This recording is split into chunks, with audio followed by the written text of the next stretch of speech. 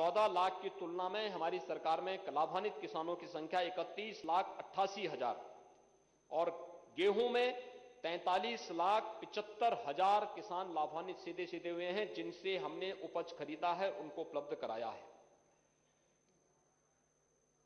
महोदय, जो धनराशि उन्हें उपलब्ध करवाई गई, अगर मैं देखूं तो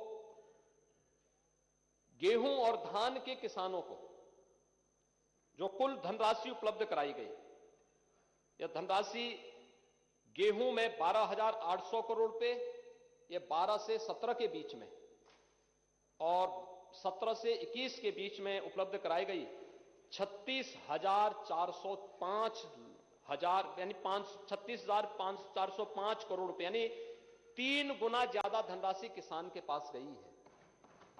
धान में 17,190 करोड़ रुपए 12 से 17 के बीच और 17 से 21 के बीच में अब तक धान में हम लोग 41,000 करोड़ रुपए किसान के खाते में दे चुके हैं। गन्ना किसानों का अगर हम देखें तो 12 से 17 के बीच में गन्ना किसानों का 90,000 करोड़ रुपए का गन्ना मूल्य का भुगतान हुआ था और 17 से 21 के बीच अब तक 1,48,000 करोड़ रुपए का गन्ना मूल्य का भुगतान गन्ना किसानों के खाते में जा चुका है। प्रधानमंत्री किसान सम्मान निधि 2,54,000 किसानों के खाते में अब तक 2,54,00,000 किसानों के खाते में 37,521 करोड़ रुपए अब तक दे जा चुके हैं और हमारी सरकार ने आने के साथ ही किसान जो कर्ज के तले दबा हुआ था, ऐसे 86 लाख किसानों के 36,000 करोड़ रुपए के कर्ज माफी के कार्यक्रम को भी आने के साथ ही सरकार ने आगे बढ़ाया। महोदय, अगर मैं किसान की बात करूं तो पिछली सरकार के समय सिंचाई योजनाओं के लिए जो वहां पर कार्य हुआ था, मुझे लगता है कि 12 से 17 के बीच 1 लाख हेक्टेयर की भूमि को अतिरिक्त सिंचन की सुविधा उपलब्ध कराई गई थी और 17 से 22 के बीच में 21 के बीच में जो हम लोग सिंचन की सुविधा उपलब्ध करा रहे हैं, यह 22 लाख हेक्टेयर से अधिक है। अभी सरयू नहर राष्ट्रीय परियोजना प्रधानमंत्री जी ने राष्ट्र को समर्पित की। बहराइच, गोंडा, बलरामपुर, श्रावस्ती, सिद्धार्थनगर, संत कबीर नगर, बस्ती, महाराजगंज, गोरखपुर, ये 9 जिले सीधे सीधे से लाभान्वित हो रहे हैं। अर्जुन सहायक परियोजना का अभी लोकार्पण प्रधानमंत्री जी ने किया। बांदा, हमीरपुर, महोबा, ये सभी जनपद इससे लाभान्वित हो रहे हैं। इसके साथ ही बाण सागर परियोजना, मिर्जापुर और प्रयागराज जनपद इससे लाभान्वित हो चुके हैं 18 में। बंडई बांध, जमरार बांध, मोदहा बांध, पहुंच बांध, पहुचुरा बांध, गुंटा बांध, रसिन बांध, जखनौल पंप नहर प्रणाली, ये तमाम जो परियोजनाएं, लगभग 17 परियोजनाओं को हमारी सरकार जो 3-3, 4-4 दशक से लंबित थी, उन योजनाओं को पूरा किया।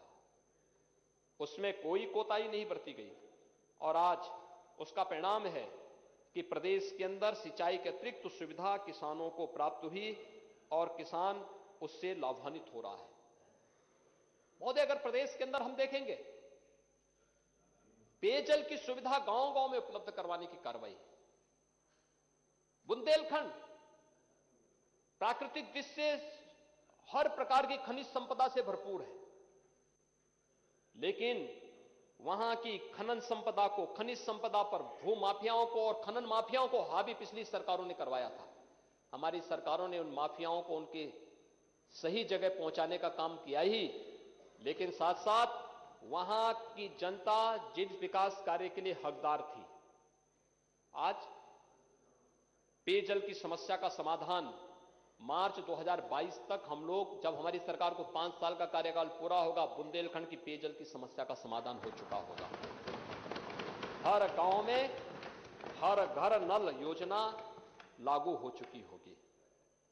बुंदेलखंड में अब केन और बेतवा को जोड़ने की कार्रवाई भी हो रही। पूरे बुंदेलखंड की व्यापक परिवर्तन कर देगा। अर्जुन सहायक परियोजना के साथ साथ जिन परियोजनाओं को मैंने अभी यहां पर उल्लेख किया है, ये सभी परियोजनाएं तो पूरी हुई हैं। पूरा बुंदेलखंड पानी के लिए अब तरसेगा नहीं।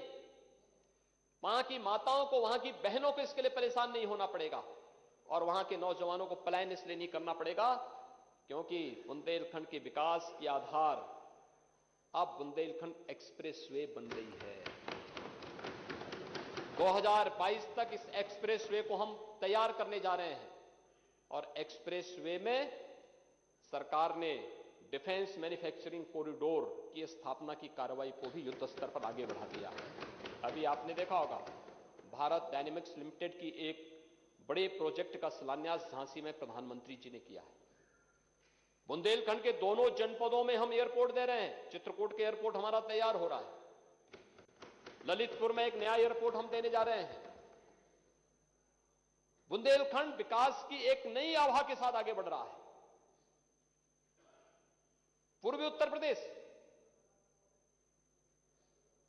हमारे नेता प्रतिपक्ष बलिया से हैं।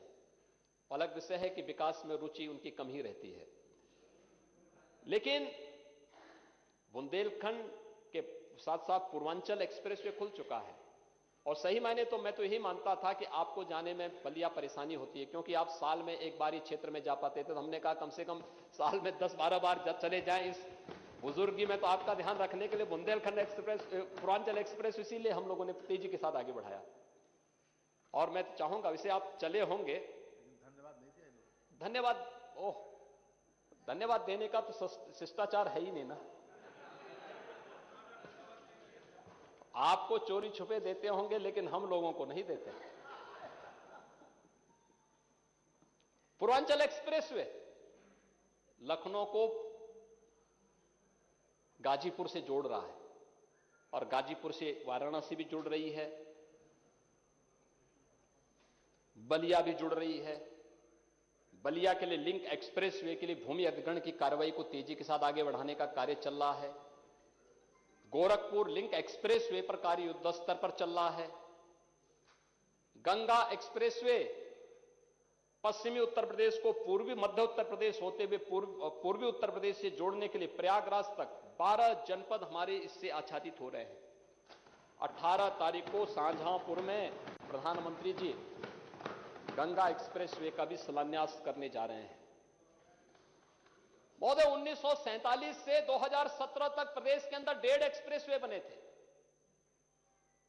और 17 से अब तक हम 5 एक्सप्रेसवे पे काम कर रहे हैं। 5 एक्सप्रेसवे पर यह है कार्य की स्पीड।